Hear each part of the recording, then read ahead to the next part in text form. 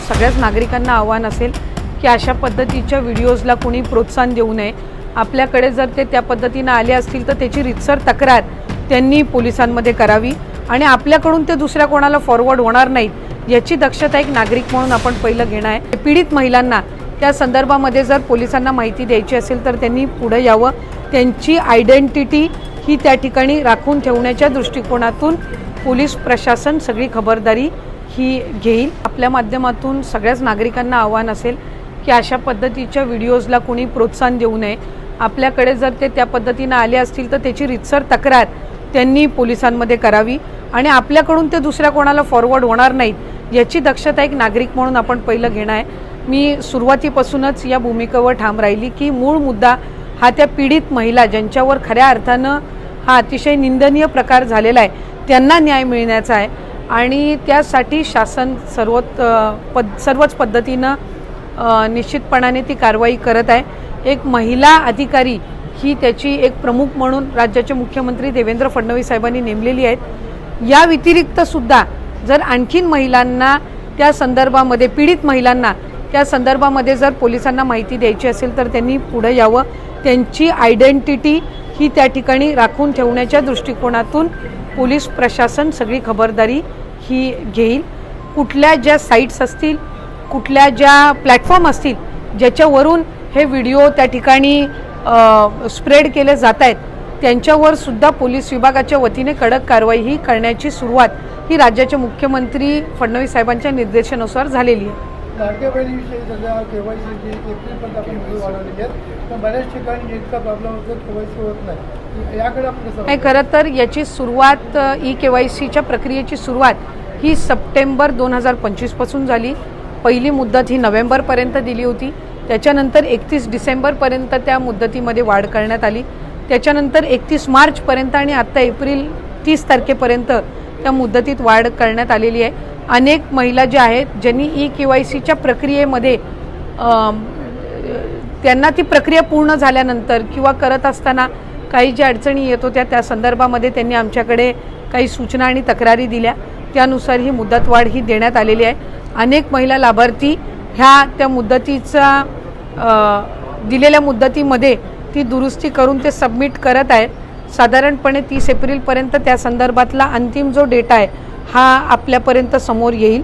आमची साधारणपणे केवायसीची जी प्रक्रिया आहे ही राज्य शासनाच्या किंवा केंद्र शासनाच्या ज्या इतर डायरेक्ट ज्या लाभार्थीच्या म्हणजे डिरेक्ट बेनिफिशरी ट्रान्सफरच्या जेवढ्या स्कीम्स आहेत त्या सगळ्यांनाच केवायसी ही मॅन्डेटरी असते, त्यानुसार ही प्रक्रिया ही सुरू आहे आणि त्याच्या अंतिममध्ये अधिकाधिक ज्या लाभार्थी आहेत त्यांना लाभ हा या योजनेच्या अंतर्गत सुरू राहील। परंतु काही ठिकाणी नेटचा अभाव असल्यामुळे त्यांचं केवायसी होत नाही, त्यांच्याकडे एप्रिल नाही आता नाही 30 एप्रिलपर्यंत आता दिलेली आहे, त्याच्यामुळे 30 एप्रिल आणखीन तारीख तर येऊ दे आणि ही तिसरी का चौथी मुदत वाढ आहे आणि बऱ्याचशा लाभार्थी महिला ज्या आहेत ह्या त्याच्यामध्ये दुरुस्ती करत आहेत। आणखीन जवळपास 15-20 दिवसाचा कालावधी म्हणजे 30 एप्रिलपर्यंतचा हा त्यांच्याकडे आहे, त्याच्यामुळे त्याच्यामध्ये त्या केवायसीच्या ह्याच्यामध्ये त्यांनी चुकीचे ऑप्शन काही निवडून त्यांना लाभ जर बंद झाला असेल तर ती दुरुस्त त्यांना करता येत असतं आणि आम्ही त्याच्यामध्ये आणखीन पोर्टल स्वतंत्र उपलब्ध करून दिलेला आहे। त्या पोर्टलचा जर त्यांनी वापर केला तर मला खात्री आहे की बऱ्यापैकी सुरळीत केलेली ही प्रक्रिया ही विभागाच्या माध्यमातून लाभार्थ्यांसाठी उपलब्ध करण्यात आलेली आहे। ताई सुनेत्राताई पवार यांच्या विरोधामध्ये ज्या पद्धतीनं काँग्रेसनं उमेदवार दिलेला आहे आणि प्रदेशाध्यक्षांनी सांगितलेलं आहे हर्षवर्धन सपकाळे यांनी की जर अजितदादांचा गुन्हा दाखल झाला तर आम्ही तत्काळ ही मागे घेतो, ही कोंडी आहे का महायुती सरकारकडे? खरं तर अजितदादांचं अपघाती दुर्दैवी निधनाच्या नंतर ज्या काही शंका कुशंका व्यक्त करण्यात आल्या, एक कार्यकर्ता म्हणून आमच्याही सगळ्यांची त्या संदर्भामध्ये नेहमीच भूमिका राहिली की घात असेल किंवा अपघात असेल त्याची स्पष्टता ही त्या ठिकाणी चौकशीच्या आधारे आली पाहिजे। राज्याच्या उपमुख्यमंत्री म्हणून सुनेत्रा काकींनी शपथ घेतल्यानंतर पहिलं पत्र जर त्यांनी आदरणीय मुख्यमंत्री महोदयांना कुठलं दिलं असेल तर ते CBIच्या कडून किंवा CIDच्या माध्यमातून चौकशी करण्यात यावी ह्या पद्धतीनं होतं आणि त्याला अनुसरून CBIची चौकशी सुरू झाली। त्याच्या आधी सुद्धा 28 जानेवारी रोजी ही घटना दुर्दैवी घडली। 29 जानेवारीला मेलद्वारे सुद्धा राज्याचे मुख्यमंत्री मोदयांनी स्वतः केंद्राच्या सगळ्या यंत्रणांसोबत त्या संदर्भामध्ये संवाद करून त्यांना त्या संदर्भामध्ये राज्य शासनाकडनं विनंती केली की जेवढ्या सगळ्या यंत्रणा आहेत या माध्यमातून या संदर्भामधली जी काही चौकशी आहे ही व्हावी. आमचा प्रामुख्याने ही मागणी आमची सुद्धा राहिली, विरोधकांनीही केली. मग काँग्रेस असो, त्याचबरोबर राष्ट्रवादी काँग्रेस, शरद पवार गटाचे काही लोकप्रतिनिधी असो, यांनी त्या संदर्भातली मागणी केली. साधारणपणे अजितदादांचे संबंध हे राज्याच्या सर्वच पक्षाच्या नेते मंडळींसोबत गेल्या अनेक वर्षांपासून राहिले. 35-40 वर्ष त्यांनी राज्यामध्ये प्रतिनिधित्व केलं आणि यातून आमच्या सगळ्यांची एक भावना आहे की त्यांच्या या संबंध अपघाताची चौकशी ही व्हावी आणि सगळ्या ज्या एजन्सीज त्या संदर्भातल्या चौकशी करत आहेत त्याच्यातला जो अंतिम अहवाल आहे हा त्यातल्याच एका सिनियर एक्सपिरियन्स्ड ज्यांना या एव्हिएशन किंवा या अपघातांच्या देश पातळीवर किंवा जागतिक पातळीवर जे होतात या संदर्भातला ज्यांना अनुभव आहे त्या ऑफिसरनी या संदर्भातला एक अहवाल हा राज्याच्या जनतेच्या पुढे आमच्या सर्वांसमोर मांडावा. याचं उत्तर जेवढी चौकशी झाली त्या संदर्भातलं एक सविस्तर उत्तर विधिमंडळातील सभागृहामध्ये सुद्धा राज्याचे मुख्यमंत्री देवेंद्र फडणवीस साहेबांनी दिली आणि या संबंध चौकशीमध्ये कुठंही कणभरही कुचराई होणार नाही, कुठेही दुर्लक्ष होणार नाही हे राज्य शासनाच्या वतीने आदरणीय मुख्यमंत्री देवेंद्र फडणवीस साहेबांनी सुद्धा संबंध राज्याच्या जनतेसमोर हे विधिमंडळातल्या त्यांच्या अंतिम दिवसाच्या उत्तरातून मांडली. त्याच्यामुळे काँग्रेस पक्षाची जी भावना आहे की त्या संदर्भातली कडक कारवाई केली जावी हीच भावना एक कार्यकर्ता म्हणून आमच्या सगळ्यांची सुद्धा आहे. त्यामुळे पोटनिवडणूक हा एक भाग आणि हा अपघात आणि या संदर्भातली चौकशी हा एक भाग. आम्ही आमच्या सर्व नेते मंडळींनी काँग्रेस पक्षाच्या सर्व वरिष्ठांकडे एक विनंती केलेली आहे की काँग्रेस पक्षासोबत आदरणीय अजितदादांनी अनेक वर्ष काम केलं. 99 म्हणजे अगदी 92 पासून ते खासदार झाल्यापासून राज्यमंत्री असताना सुद्धा काँग्रेस पक्षामध्ये त्यांनी काम केलं. 99 मध्ये राष्ट्रवादी काँग्रेस पक्षाची स्थापना झाल्यानंतर आघाडीचं सरकार स्थापन झालं आणि 99 पासून 2014 पर्यंत हे आघाडीचे उपमुख्यमंत्री म्हणून किंवा एक मंत्री म्हणून सुद्धा काँग्रेसच्या अनेक दिग्गज नेत्यांसोबत दादांनी काम केलं. 2019 पासून ते 2022 पर्यंत महाविकास आघाडीमध्ये सुद्धा उपमुख्यमंत्री म्हणून ते होते, विरोधी पक्षनेते म्हणून सुद्धा ते होते.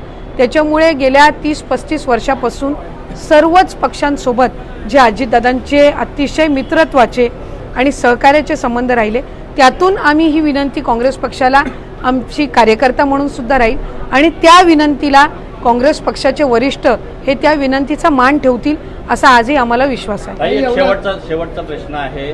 अजितदादांच्या अपघाताचा FIR आहे तो महाराष्ट्रामध्ये दाखल झाला असता तर कदाचित त्याला अधिक तपासाला वेग आला असता का? आणि छोट्या छोट्या अपघाताचे जर बघितले तर गुन्हे दाखल होतात या अपघातामध्ये. खरं तर या संदर्भामध्ये अनेक संभ्रम हे निर्माण करण्यात आलेले होते. त्याचं सविस्तर उत्तर जर आपण ऐकलं असेल तर राज्याचे मुख्यमंत्री देवेंद्र फडणवीस साहेबांनी सभागृहामध्ये दिलेलं आहे. FIR करण्यामध्ये कुठेही कुचराई ही त्या ठिकाणी होत नाही, पण या संदर्भातली सविस्तर चौकशी होऊन त्याची शहानिशा होऊन त्या संदर्भातली योग्य ती कारवाई ही केली जाईल. ज्या वेळेला राज्याचे मुख्यमंत्री फडणवीस साहेब हे इतक्या पोटतिडकीने सांगतात त्यावेळेला आमच्या सगळ्यांचे सुद्धा दादांसोबत गेल्या अनेक वर्षांपासूनचे संबंध राहिलेले आहेत आणि ज्या राज्याचे आदरणीय दादा सुपुत्र आहेत ते राज्य हे दादांच्या दुर्दैवी अपघात असेल, घात असेल, जेही काय असेल याबद्दल कुठेही कुचराई करणार नाही याची एक नागरिक म्हणून एक निश्चितपणाने मला खात्री आहे. त्याच्यामुळे जेही काही असेल ते राज्याच्या जनतेच्या समोर आपल्या सर्वांच्या समोर आल्याशिवाय राहणार नाही याची खात्री मला राज्याचे सरकारची पण आहे आणि केंद्र सरकारची पण आहे. दादांनी एवढं शिक्षा वाढवलं असताना पोटनिवडणुकीची सुमित्रा पवारसाठी फोन लावायची वेळ येते. काँग्रेसकडे हा खरं तर माझ्या माहितीनुसार आदरणीय सुनेत्रा काकींनी सुद्धा काँग्रेस पक्षाचे जे सन्माननीय प्रदेशाध्यक्ष आहेत सकपाळजी यांच्यासोबत त्यांनी संपर्क केला. आदरणीय प्रफुल्ल पटेल साहेब असतील, आदरणीय तटकरे साहेब असतील यांनी सुद्धा खारगे साहेबांना संपर्क करण्याचा प्रयत्न जवळपास 3-4 दिवस केला. त्यातून त्यांना जे काही असेल तर त्या संदर्भातलं उत्तर ते दोघं जास्ती पद्धतीनं देऊ शकतील. पण काँग्रेसचे अनेक आजही नेते मंडळी राज्यामध्ये आहेत, देशपातळीवर आहेत, ज्यांच्यासोबत आदरणीय दादांचे अतिशय सलोख्याचे संबंध राहिले आणि त्यातून आमची ही विनंती राहील. आणि या राज्याची एक राजकीय परंपरा राहिलेली आहे आणि त्या परंपरेला अनुसरून ही पोटनिवडणूक व्हावी अशीच आमची एक माफक अपेक्षा आणि इच्छा आहे. आणि मला खात्री आहे की काँग्रेस पक्षाचे जे वरिष्ठ आहेत ते या आमच्या विनंतीचा मान ठेवतील. आणि शेवटी जी काही आपली राजकीय परंपरा आहे ही सर्व पक्ष मिळून, मी आदरणीय उद्धवजी ठाकरे साहेबांचे असतील, मनसेचे आदरणीय राज ठाकरे साहेबांचे असतील, या सर्व मंडळींसोबत सुद्धा, या नेते मंडळींसोबत सुद्धा आमच्या पक्षाच्या काही वरिष्ठ नेत्यांनी त्या ठिकाणी संपर्क केला. त्यांनी एक त्यांची भूमिका त्या निमित्ताने घेतली. आदरणीय पवारसाहेब असतील, सुप्रियाताई असतील, यांनी पहिल्याच दिवशी जाहीर केलं की त्यांचा पक्ष खरं तर इथे गेल्या वेळेला दादांच्या विरोधात त्यांच्या पक्षाचे उमेदवार होते, पण या वेळेला या सबंध परिस्थितीमध्ये ते पक्षाचा उमेदवार देणार नाहीत आणि त्यांनी या संदर्भातली भूमिका पहिल्याच दिवशी स्पष्ट केली. त्यामुळे त्यांचेही मी या निमित्ताने आभार मानेन. पण पोटनिवडणूक बिनविरोध होण्याच्या दृष्टिकोनातून सर्वच पक्षाच्या नेते मंडळींनी पुढाकार घ्यावा अशी एक राष्ट्रवादी काँग्रेस पक्षाची किंवा अजितदादांची कार्यकर्ता म्हणून आमच्या सगळ्यांची विनंती आहे. त्या संदर्भामध्ये राज्याचे मुख्यमंत्री देवेंद्र फडणवीस साहेब, महायुतीचे नेते आदरणीय एकनाथ शिंदे साहेब आणि आदरणीय आमच्या नेत्या सुनेत्रा काकी या योग्य वेळी निर्णय घेतील. रायगड जिल्ह्यावर निधीच्या बाबतीत, इतर कुठल्याही बाबतीत दुर्लक्ष होणार नाही, अन्याय होणार नाही याची खबरदारी याआधी सुद्धा तिन्ही उपमुख्यमंत्र्यांनी घेतलेली आहे. ज्या वेळेला तत्कालीन उपमुख्यमंत्री म्हणून आमचे नेते अजितदादांनी सुद्धा त्यांच्याकडे ज्या वेळेला अर्थ व नियोजन खातं होतं त्यावेळेला सुद्धा झुकतं माप त्यांनी रायगड जिल्ह्याला दिलेलं आहे. त्यामुळे पालकमंत्री नाही म्हणून जिल्ह्यावर कुठलाही अन्याय हा होणार नाही याची दक्षता महायुतीच्या नेते मंडळींनी घेतलेली आहे. काही दादा गेल्यापासून तटकरे कुटुंबाला कुठून टार्गेट केलं जातं, आपण कसं बघताय, काय सांगा? नाही, जमाने असतील किंवा मी कोणाच्याही नावाचा या ठिकाणी उल्लेख करणार नाही. तटकरे कुटुंबाचे आदरणीय अजितदादांसोबत संबंध म्हणजे त्यांच्या कुटुंबासोबत आणि त्याचबरोबर एकत्रित असताना सुद्धा राष्ट्रवादी काँग्रेस पक्ष म्हणून आदरणीय पवारसाहेब, आदरणीय अजितदादा असतील, सुप्रियाताई असतील, यांच्यासोबत अतिशय आम्ही समन्वयाने तटकरे कुटुंबानी त्या ठिकाणी पक्षाचे कार्यकर्ते म्हणून काम केलं. अजितदादांच्या पक्षाचं ज्या वेळेला 2023मध्ये ज्या वेळेला पक्ष दोन्ही वेगवेगळ्या मार्गाने गेले त्यावेळेला दादांचे सहकारी म्हणून त्यांनी काम केलं. गेल्या 30-35 वर्षापासून आदरणीय अजितदादांसोबत सुनील तटकरे साहेबांचे एक घनिष्ठ सहकारी म्हणून, मित्र म्हणून संबंध राहिले. पुढेही ते त्या पद्धतीनं आम्ही एक कार्यकर्ता म्हणून राहणार. कोणाला पटो अथवा न पटो, आदरणीय सुनेत्रा काकी त्यांच्या संबंध परिवारासोबत तटकरे कुटुंब किंवा मी एक कार्यकर्ता म्हणून आम्ही सगळेच त्यांच्यासोबत ठाम पद्धतीनं उभे आहोत. त्यांना पाठबळ देण्याच्या दृष्टिकोनातून जे काही आमच्या वतीनं जो काही खारीचा वाटा उचलायचा असेल तो आम्ही निश्चितपणाने सातत्याने उचलत राहू.